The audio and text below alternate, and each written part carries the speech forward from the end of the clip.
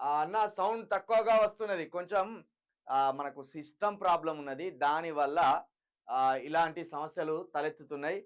కొంచెం ఇవాళ నేను తప్పకుండా మీ అందరినీ మరొకసారి సహాయం కోరుతున్నా. ఎందుకంటే ఇది మన కోసం జరిగే మన పోరాటం.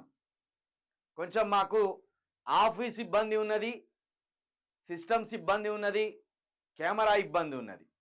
ఎవరైనా మాకు ఆఫీస్కు సంబంధించి కానీ సిస్టాలకు సంబంధించి కానీ సహాయం చేయాలనుకుంటే మీ వంతుగా ఏదైతే ఆ సాయం చేయండి.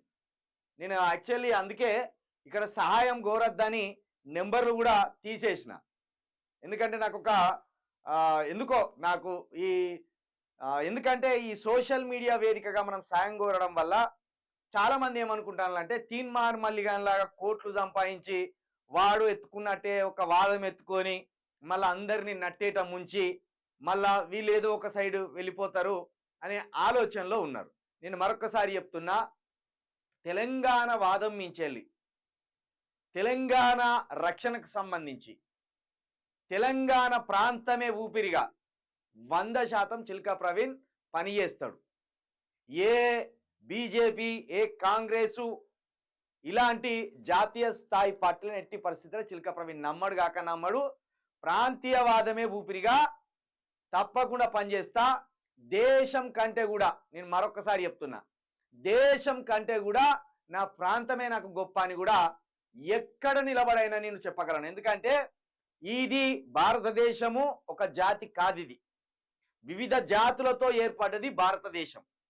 ఏ రాష్ట్రానికి ఆ రాష్ట్రానికి ప్రత్యేకమైన సంస్కృతి ఉంది, ప్రత్యేకమైన సాంప్రదాయాలు ఉన్నాయి, ప్రత్యేకమైన ఆచార వ్యవహారాలు కూడా ఉన్నాయి, ప్రత్యేకమైన ఆహారం ఉంటుంది.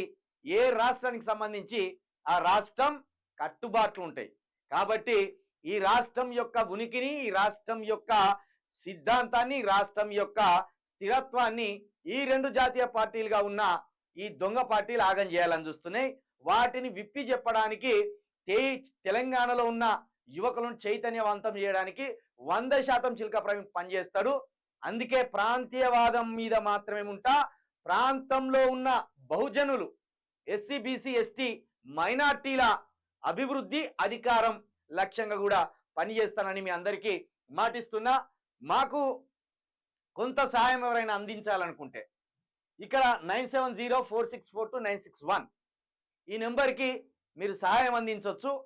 సిస్టమ్ ప్రాబ్లం వల్లనే లైవ్ ఆగిపోతుంది, లైవ్ సౌండ్ తక్కువగా వస్తుంది, కెమెరా ప్రాబ్లం వల్లనే అది జరుగుతుంది.